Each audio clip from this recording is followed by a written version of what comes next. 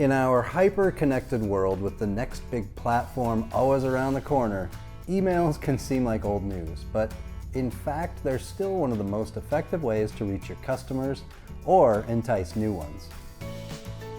Email marketing is a great way to connect directly with your audience, whether it's your current customer base or prospective clients. However, the email inbox is a crowded place, and you may be wondering how you can make your email marketing campaigns stand out from the clutter. Here are 5 email marketing tips to consider when creating your next campaign.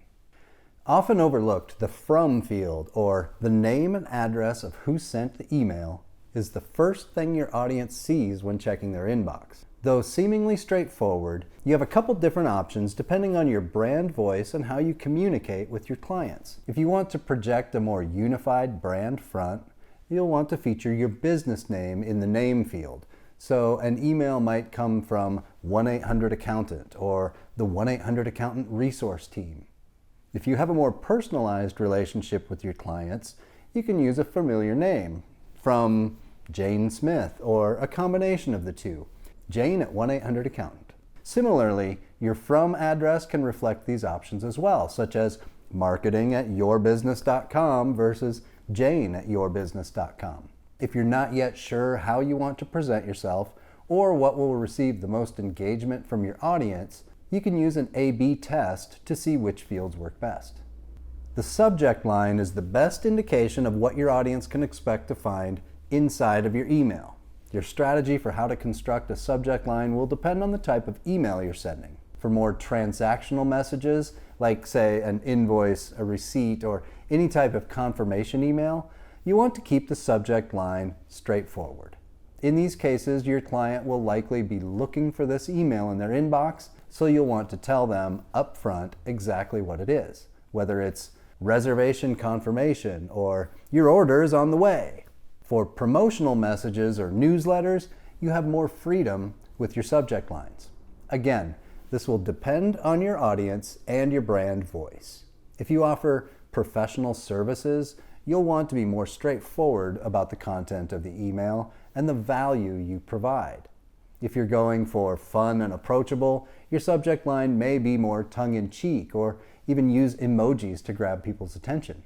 Here are some general guidelines to keep in mind. Stick to your brand voice.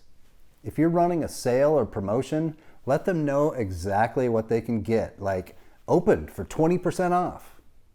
Take advantage of timely events or holidays to garner interest, and keep it short and sweet. Most mobile devices will cut your subject line off after 30 to 40 characters, so be as brief as possible. Where the address and subject line optimization is all about getting your audience to open your email, the body content is where you will convince them to engage. This will look different depending on what kind of email you're sending. For a one-to-one style message, keep it personal. If your email provider has the functionality, use personalization tokens to address them directly. You can write, "Hi," and then select an option to automatically insert the first name for each recipient. If not, you can use a more generally affable, "Hi, friend." For newsletters or more promotional style emails, you'll want to think more about the layout of your content. Use headlines to focus your message on your offer or content, like 20% off this weekend only. Images can create visual interest and draw the eye of your audience, but use them sparingly or your email could appear crowded.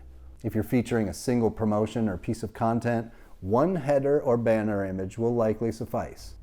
For a newsletter style message with multiple features within your email, you can use multiple images, but make sure they have a cohesive style and aren't too busy. It's also important to not overwhelm your audience. Most people don't want to read paragraphs upon paragraphs of text in an email. Get to the point, and where possible, link to a landing page or a blog post where they can find more information if necessary. Conclude your email with a signature and, if needed, information on how to contact you. Regardless of what type of email you're sending, make sure you're optimizing for mobile. Most email marketing tools will allow you to preview your email on desktop and mobile views, so check to ensure that your content is displaying correctly no matter where your audience sees it.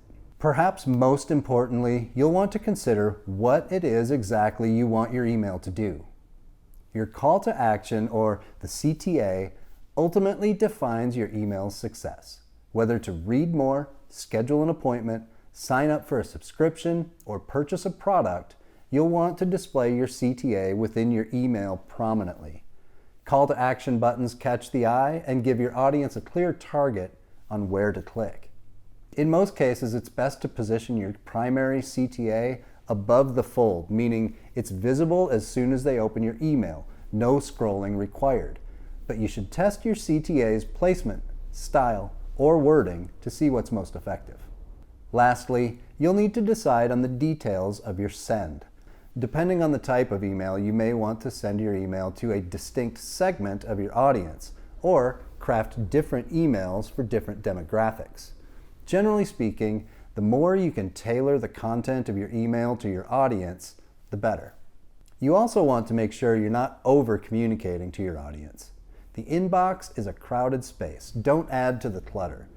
Your audience can get frustrated if they get too many, and then they'll unsubscribe or send them to their junk mail folder. If you have automation in place, consider how many emails they may be receiving and reduce the number of wide blast-style announcements. Many email providers will allow you to limit people from your send list if they've already received too many emails from you that week. The day and time of when you send an email is also something you want to consider. There's plenty of research available on the topic, but generally speaking, Tuesdays and Thursdays tend to be high traffic days for people checking their emails, and you'll likely want to schedule your sends during working hours, preferably in the morning. However, keep in mind that these are broad guidelines, and you'll want to test different days and times to learn what your audience responds best to in order to maximize your impact. Email marketing allows you to reach your audience directly. Ultimately, you know your clients and customers best. So use these email marketing tips to tailor your strategy to what works for you and your audience. Test everything. Industry standards and guidelines are an excellent place to start when developing your email campaigns. But at the end of the day, your audience is unique. Find what works best for them by A/B testing each area of your email and create your own set of best practices, customized to your audience. You'll also want to know what kind of return you're getting from the time and money invested in email marketing, whether it's time to double down on a strategy or try something different. As your business expands, you can work with professionals to monitor your finances and identify potential growth. Work with the experts at 1-800-ACCOUNTANT to make sure you're on the right track.